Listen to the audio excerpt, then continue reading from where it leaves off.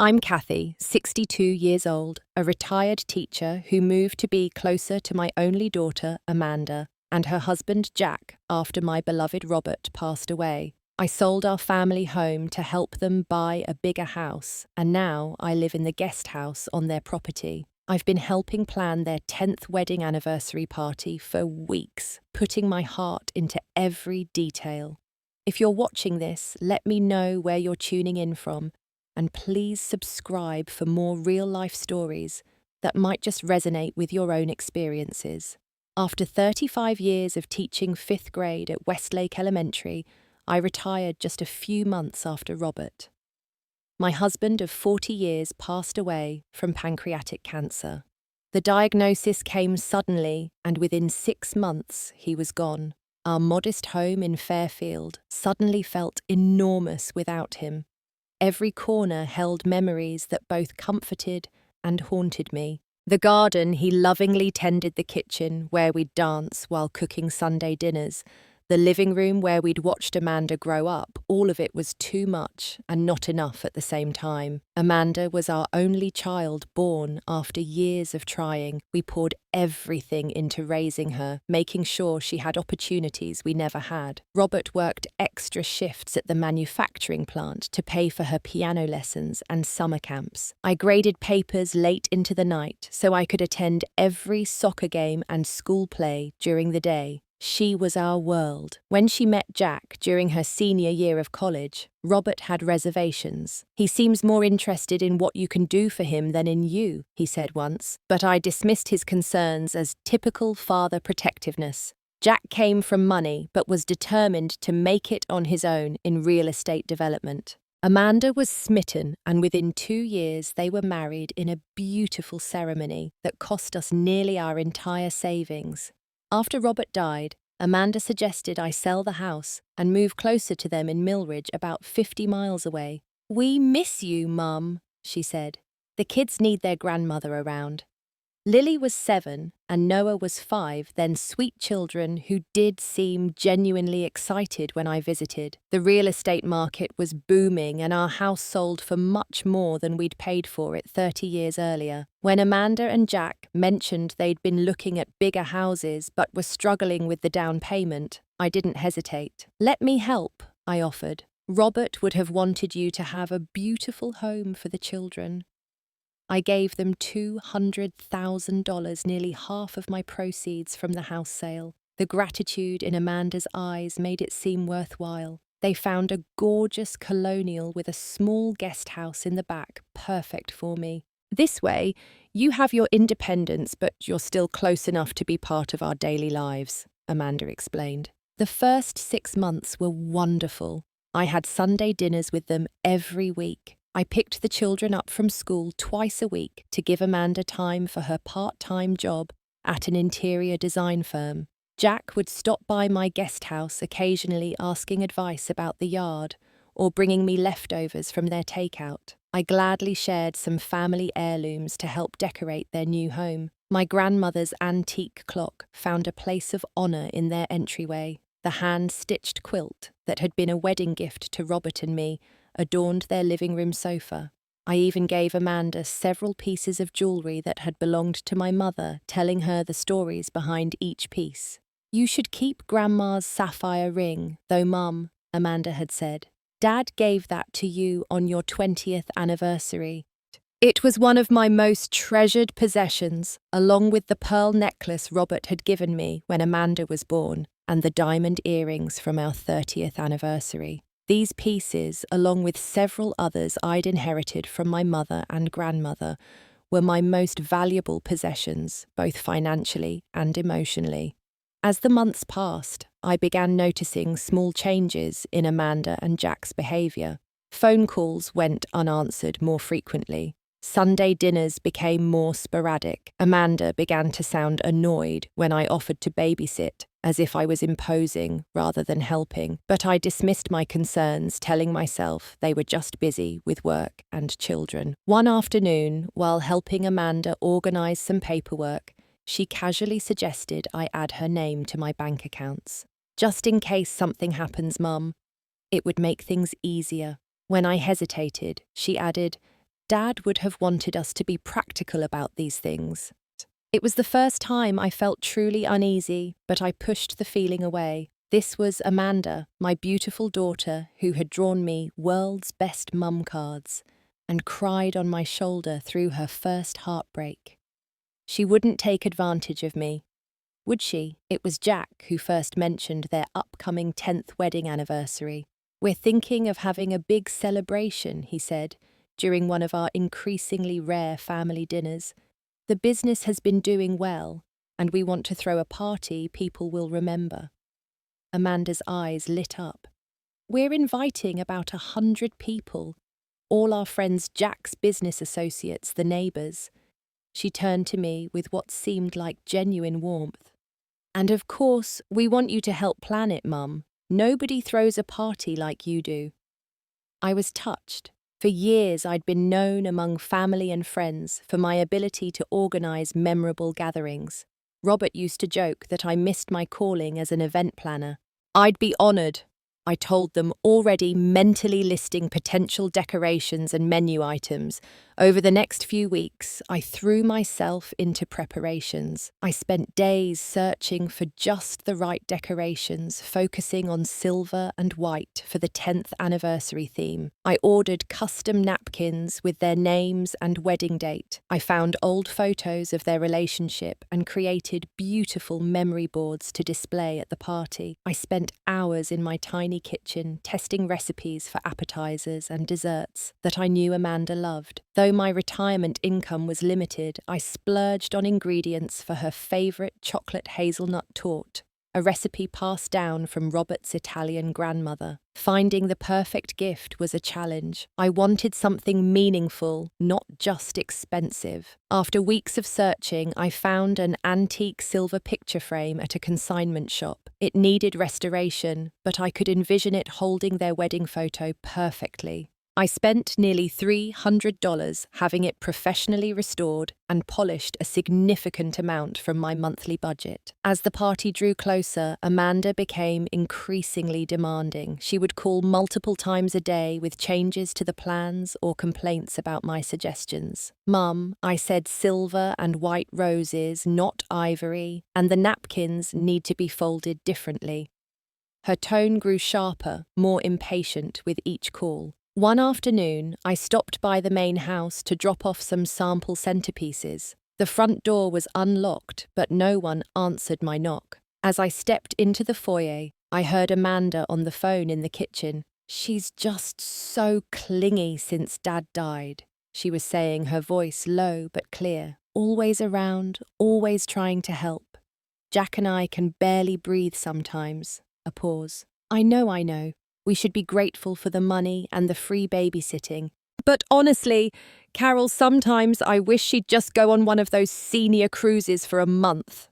I froze, my heart contracting painfully in my chest. I quietly backed out of the house and returned to my guest house, the centerpieces still in my arms. That night, I cried for the first time since Robert's funeral. The next day, I ran into Jack's business partner, Michael, at the local coffee shop. He seemed uncomfortable seeing me fidgeting with his cup and avoiding eye contact. As I turned to leave with my tea, he suddenly touched my arm. "Cathy," he said hesitantly, "I'm not sure if I should say anything, but has Jack talked to you about the business lately?" I shook my head, confused. "Not really. He just said it's doing well enough to justify this big anniversary party." Michael's expression tightened. "That's not exactly...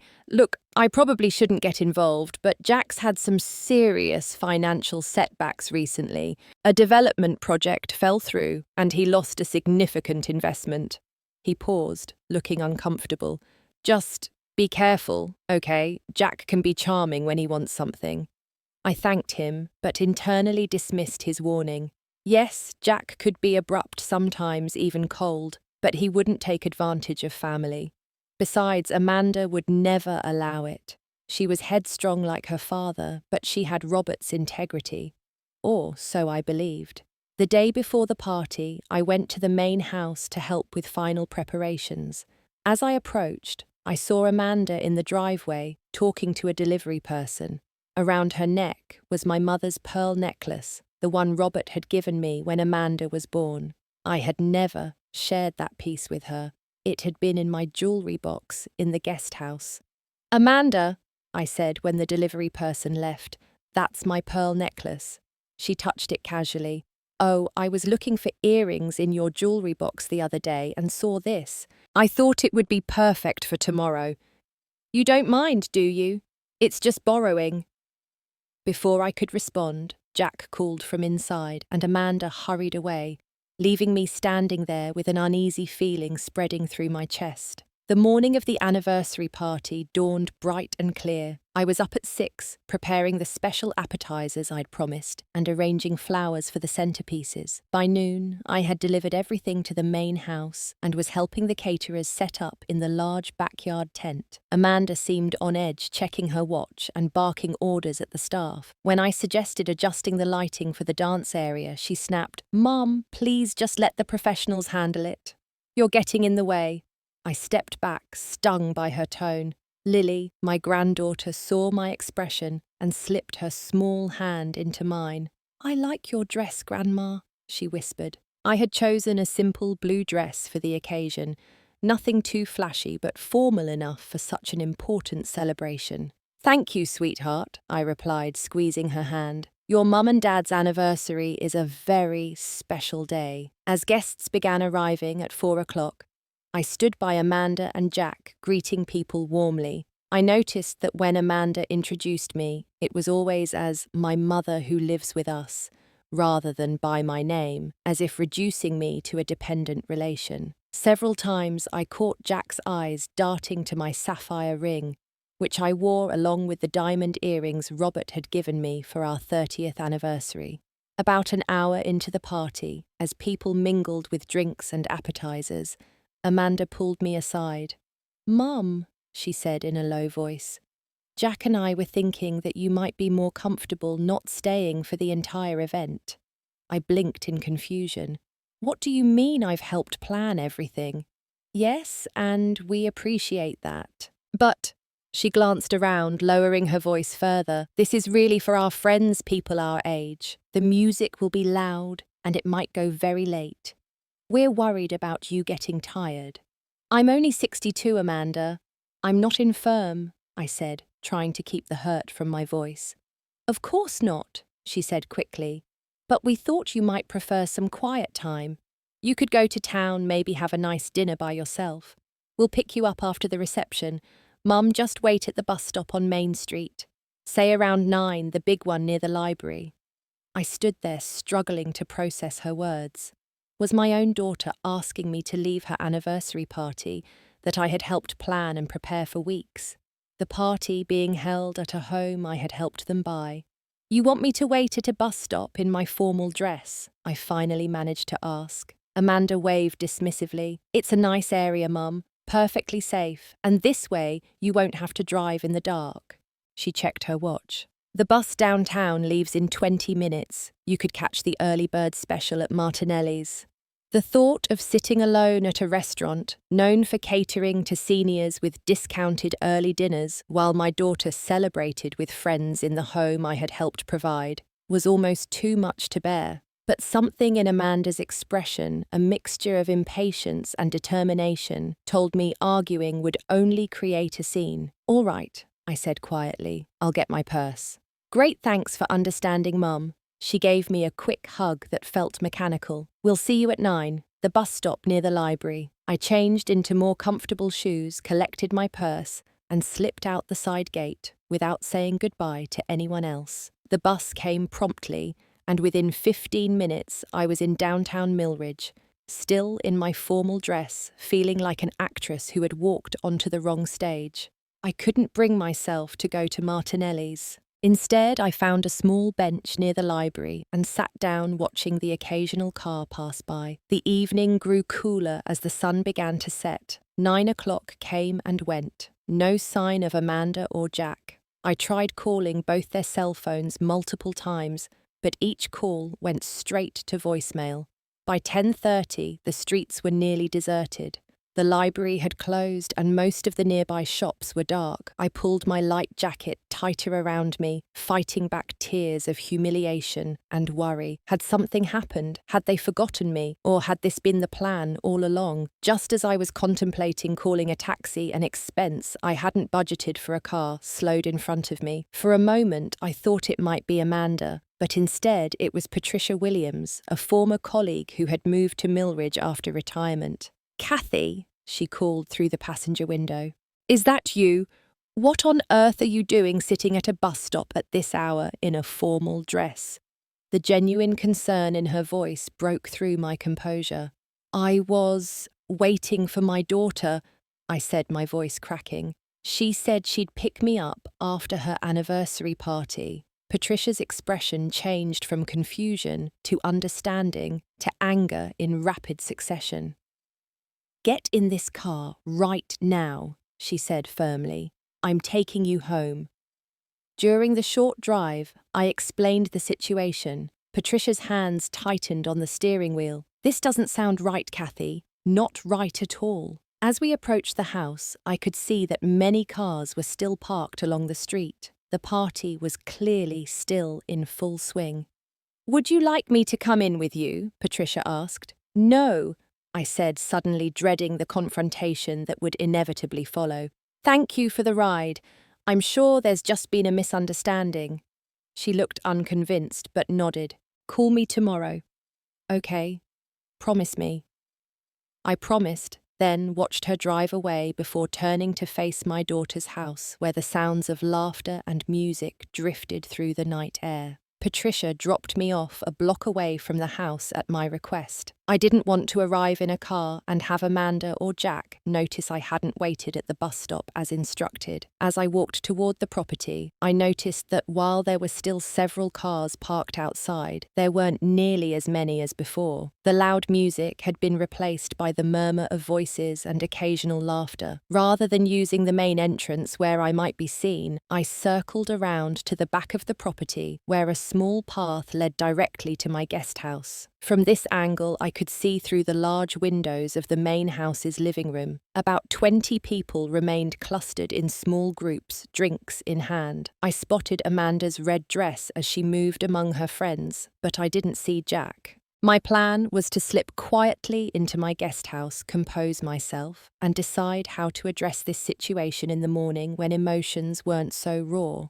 But as I passed by the side of the main house, I heard voices coming from an open window Jack's study. Something made me pause. "These appraiser figures look solid," a male voice I didn't recognize was saying. "If we liquidate most of it through my guy in New York, you're looking at enough to cover the Westlake project losses, and then some." "The timing has to be right," Jack's voice replied. "We can't just empty the old lady's jewelry box all at once." My body went cold. Were they talking about my jewelry? I stepped closer to the window, keeping to the shadows. "Amanda's on board with all this?" the other man asked. Jack laughed, a sound I'd never much cared for. "Are you kidding? It was her idea to send her mother to sit at that bus stop all night. Said we needed access to her room without her hovering around." "Cold man." "That's cold. Hey, you haven't had to put up with her living in your backyard for 2 years. Always watching, always commenting. Besides, we gave her the guest house, let her see the kids. Fair exchange for what she's given us, don't you think?" The casual cruelty in his voice made my knees weak, but I forced myself to stay upright to keep listening. "And you're sure she doesn't suspect anything about the accounts?" "Completely clueless," Jack replied confidently. "She added Amanda to one of her accounts last month. The rest will follow. By the time we suggest she might be happier in assisted living, we'll have everything transferred." "Assisted living?" The other man sounded surprised. "Isn't she still pretty young for that?"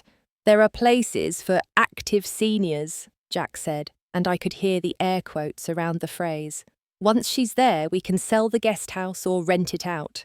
Extra income stream." I had heard enough, more than enough. I backed away from the window, my heart pounding so loudly I was afraid they might hear it. I moved quickly but quietly to my guest house, unlocked the door with trembling hands, and collapsed onto my sofa in the darkness. But I couldn't stay there.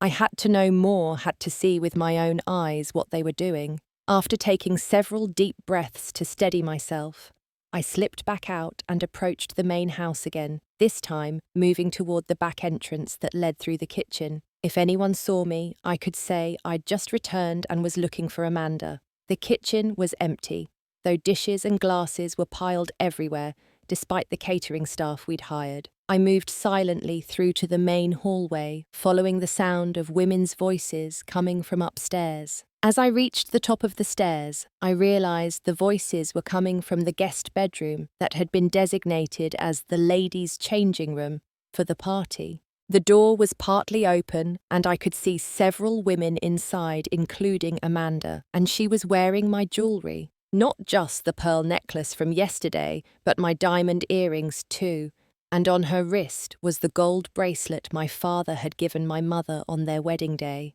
Two other women were trying on pieces I recognized immediately from my jewelry box, pieces I had never shared, never offered to loan. "This sapphire ring is absolutely stunning," one woman said, holding up my most precious possession, the ring Robert had commissioned for our 20th anniversary, designed to match my eyes, he'd said. "You're really going to sell it?" "It's just sitting in a box," Amanda replied casually. "Mum never wears it except for super special occasions. She won't even notice it's gone for months, and by then we'll have the money from the assisted living place all lined up." "You don't feel bad about it? I mean, didn't your dad give it to her?" Amanda shrugged, adjusting my diamond earrings on her ears. "Dad's gone. And frankly, it makes more sense for these pieces to be worn, or to be converted to something useful like paying off Jack's business debts." She laughed, a sound so unlike the daughter I raised that I barely recognized it. "Besides, she was gullible enough to wait at that bus stop all night. She'll believe whatever story I come up with." The room spun around me. I gripped the hallway wall to keep from falling. These women, my daughter among them, were trying on my cherished possessions, planning to sell them, laughing about deceiving me. The same daughter I had carried for 9 months, nursed through childhood illnesses, supported through every triumph and failure. I backed away slowly, careful not to make a sound. I needed to get back to my guest house before I was discovered, before I broke down completely. Each step felt like walking through mud, my body heavy with the weight of this betrayal. Once safely inside my guest house, I locked the door and sank to the floor, my elegant dress pooling around me. For hours I sat there in the dark, tears streaming silently down my face. Not just for the jewelry, though, each piece represented an irreplaceable memory. But for the daughter, I thought I knew the family. I thought I had. By dawn, my tears had dried, leaving behind something harder, something Robert might have recognized. He'd always said I was too soft, too willing to believe the best in people. "Your kind heart will get you hurt someday," he'd warned. How right he had been. I didn't sleep that night.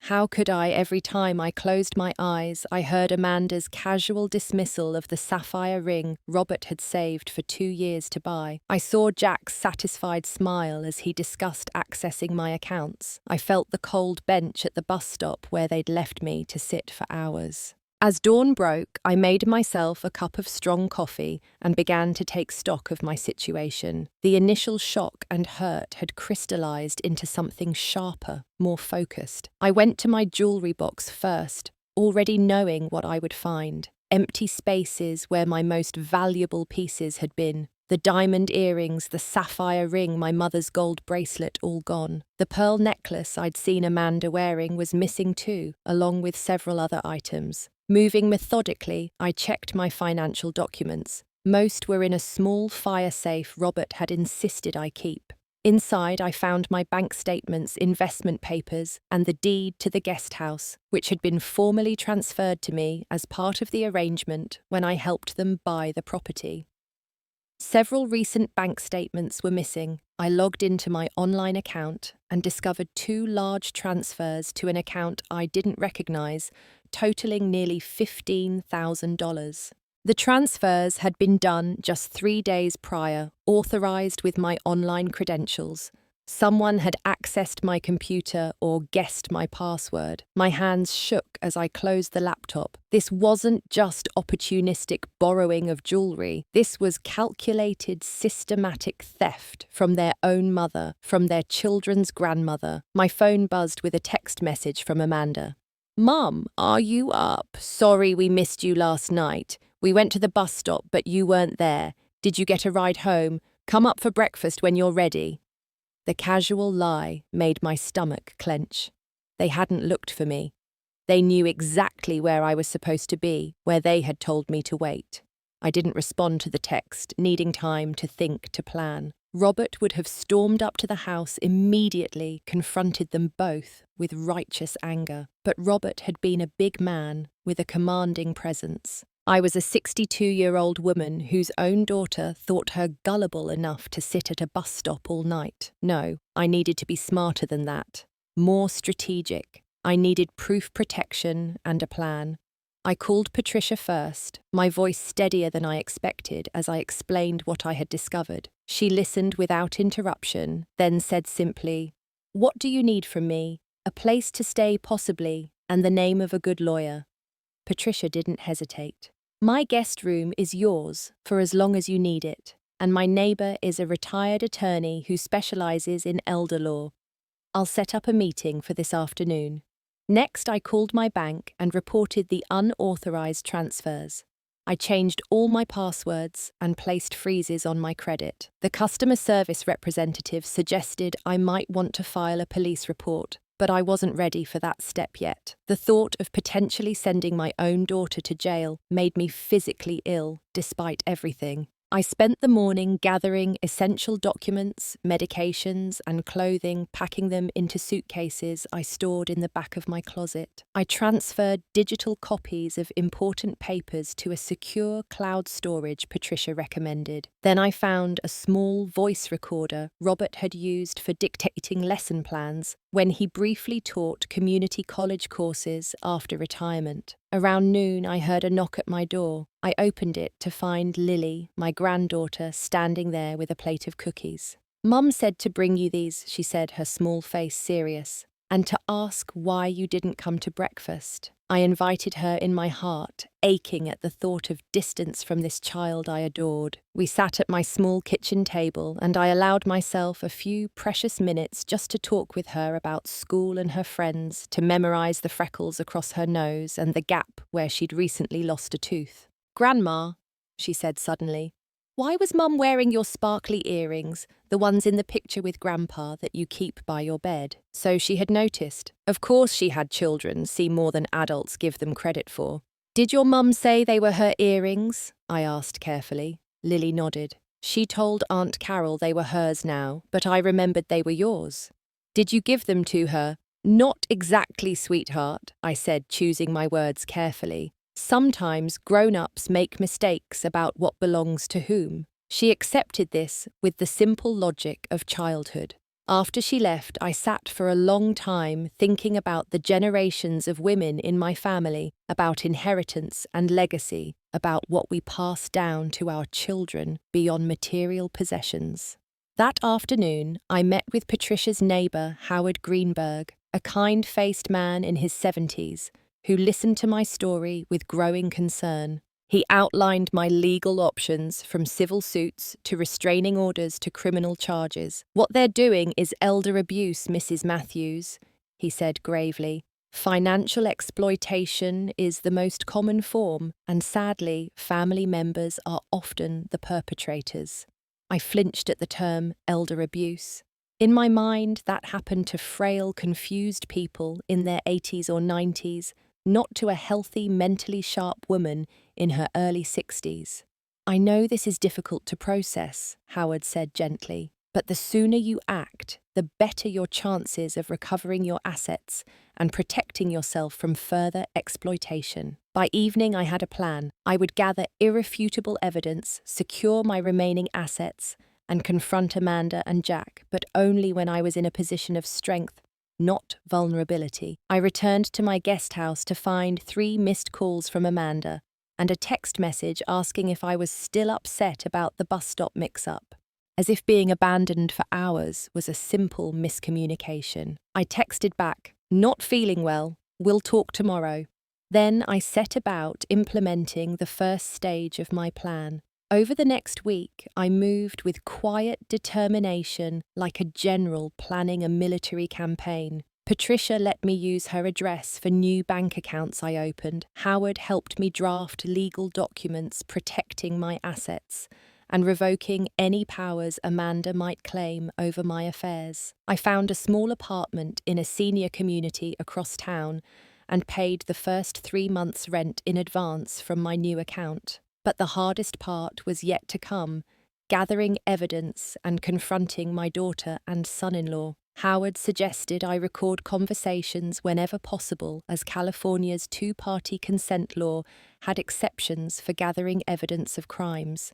I kept the small recorder with me whenever I was around Amanda or Jack, which wasn't often. They seemed almost relieved by my self-imposed isolation, assuming I was simply upset about the misunderstanding at the bus stop. When Amanda did check on me, her visits were brief and superficial. "You seem different, Mum," she said during one such visit. "Are you taking your medications?" The implication that my changed behavior must be due to mental decline rather than a response to their betrayal was both insulting and revealing. During one of these visits, I deliberately left my laptop open with my banking website visible, then excused myself to use the bathroom. Through the cracked door, I watched as Amanda immediately went to the computer and began examining my accounts.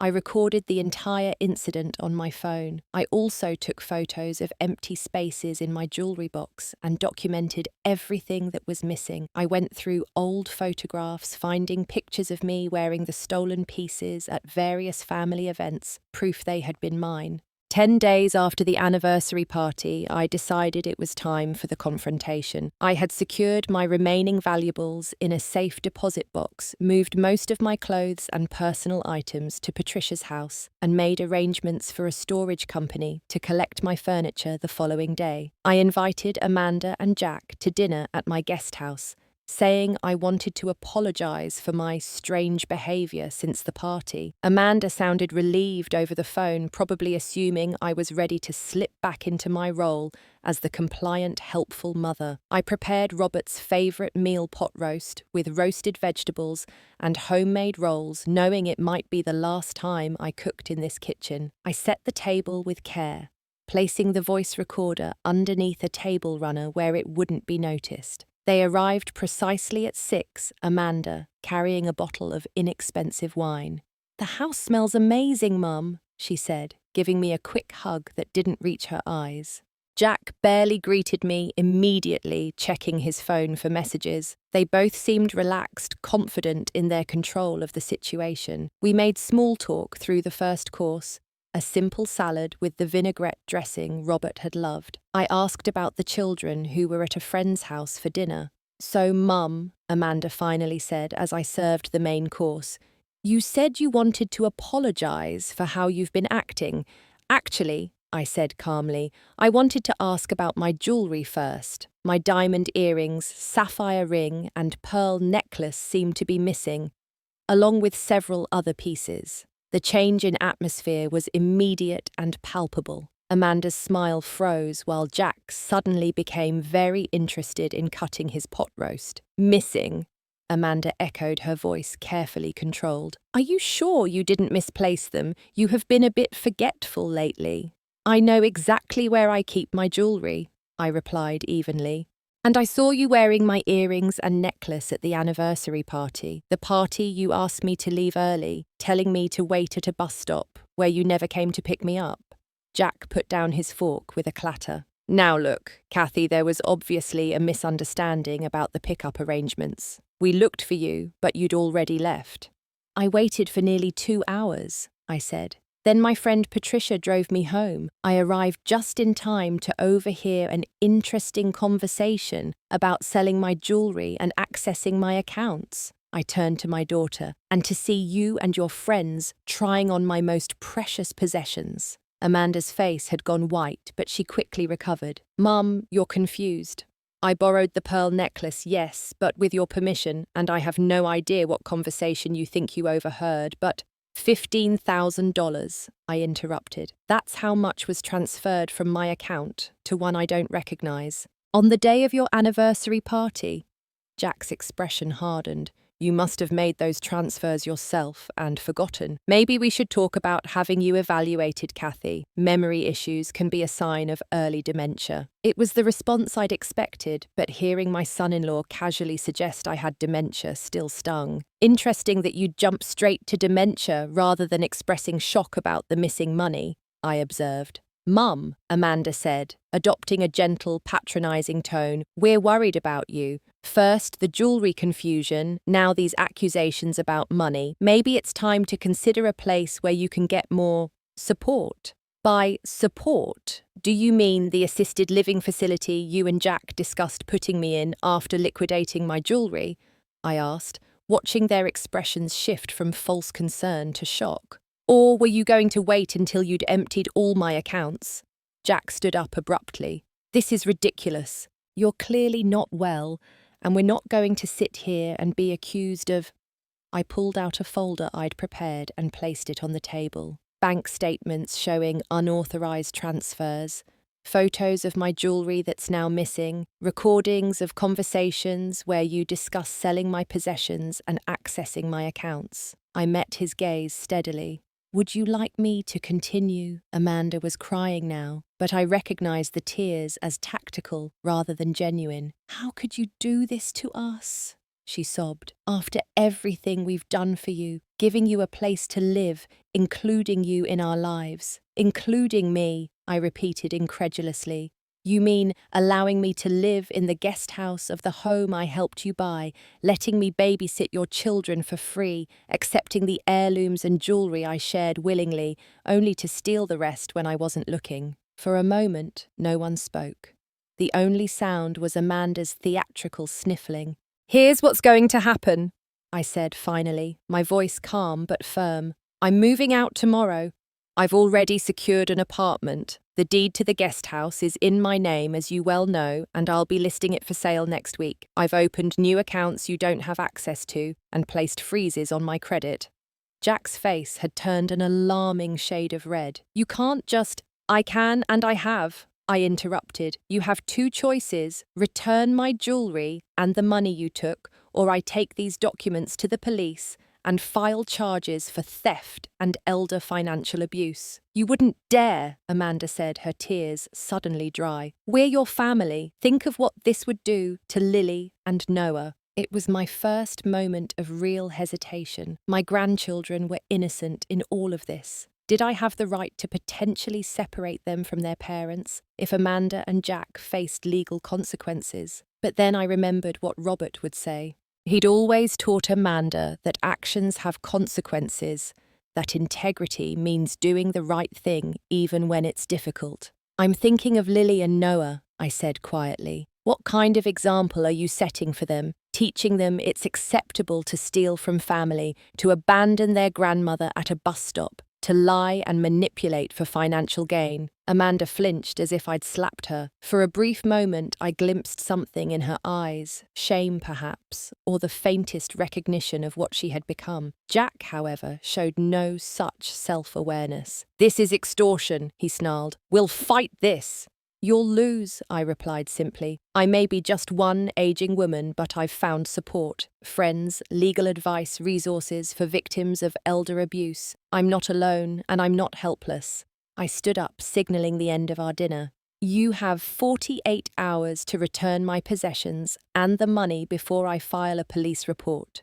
They left shortly after, Amanda still trying to manipulate me with tears, Jack making vague threats about legal counteractions. I watched them walk up the path to the main house, feeling a profound sadness mixed with an unexpected sense of liberation. That night, I slept better than I had since the anniversary party. I had confronted my fears and stood my ground. Whatever happened next, I would face it on my terms, not theirs. 6 months passed more quickly than I could have imagined. My new apartment in the Willow Creek senior community was smaller than the guest house, but bright and cheerfully arranged with the furniture I had kept, and a few new pieces I treated myself to after selling the guest house. The confrontation with Amanda and Jack had immediate consequences. Within 24 hours, my jewelry mysteriously reappeared in my guest house while I was out with Patricia. The missing money was returned to my original account 3 days later.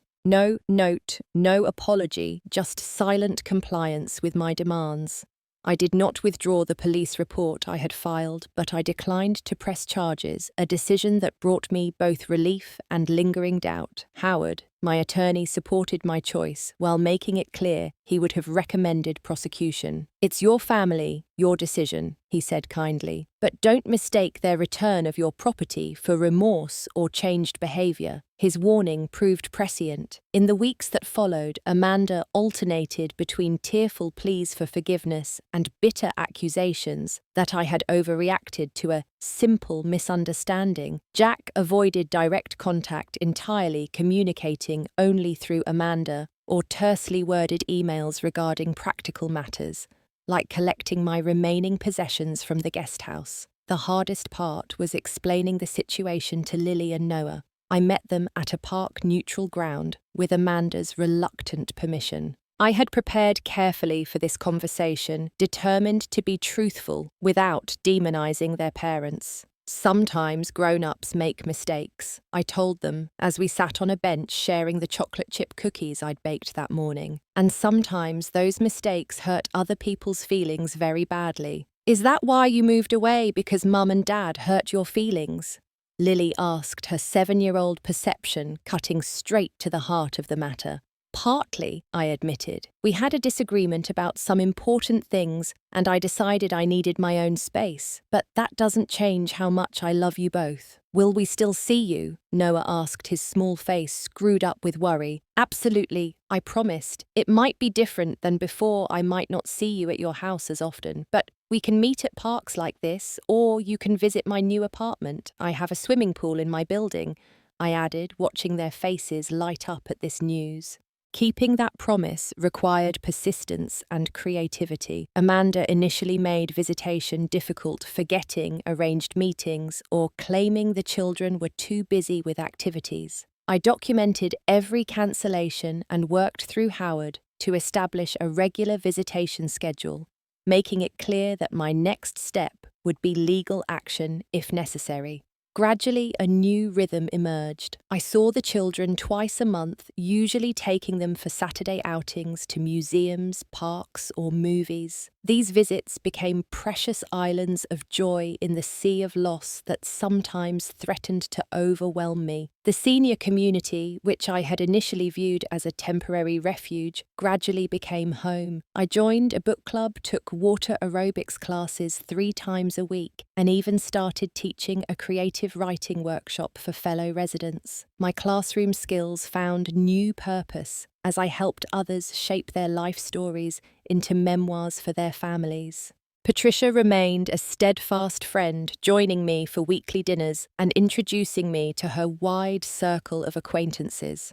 Through her, I met Bernard, a retired history professor, whose kind eyes and quick wit reminded me somewhat of Robert. Our friendship developed slowly, neither of us looking to replace the spouses we had lost, but finding comfort in shared experiences and perspectives. 3 months after moving, I was surprised to receive an email from Jack's former business partner, Michael. He had left the company and wanted me to know that Jack's financial troubles had worsened considerably. The development project that had faltered before the anniversary party had now collapsed completely, taking with it most of Jack and Amanda's investment. I felt no satisfaction at this news, only sadness for my grandchildren, whose security was threatened, and a complex mix of emotions about Amanda.